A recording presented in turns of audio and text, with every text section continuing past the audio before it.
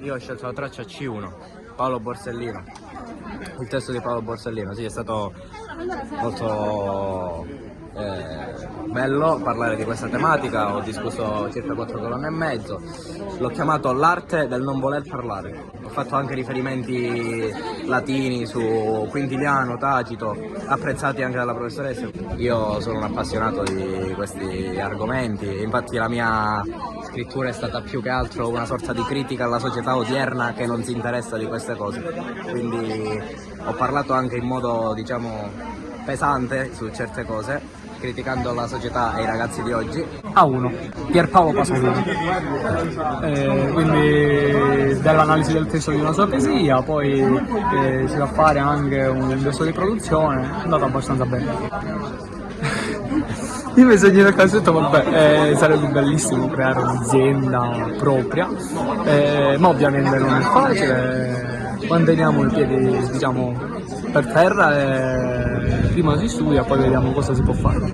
Il Politi mi lascia tante esperienze, io sono stato rappresentante d'istituto, quindi ho imparato tanto in questi anni, ho avuto l'opportunità di avere dei rapporti non solo con i ragazzi ma anche quindi con la presidenza, con i vicepresidenti e molti professori che mi hanno insegnato tanto, anche i collaboratori scolastici avendo un rapporto stretto mi hanno insegnato tanto, oltre dal punto di vista culturale ho imparato tanto dal punto di vista umano. Ho scelto la traccia del B2 che parlava del rispetto, secondo me era il tema più facile, per questo ho scelto questa traccia.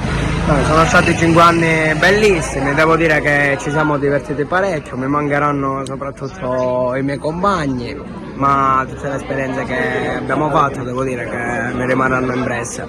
Professori pure, ci sono quelli che mi mancheranno di più, quelli che mi mancheranno un po' di meno, però alla fin dei conti mancheranno pure loro. Dopo spero di entrare in polizia, farò il concorso, speriamo bene, spero vada tutto bene. La B1 tratta della propaganda, ho fatto un'argomentazione sulla propaganda, contro la propaganda e quelle che sono magari il suo utilizzo nelle dittature o negli stati autoritari.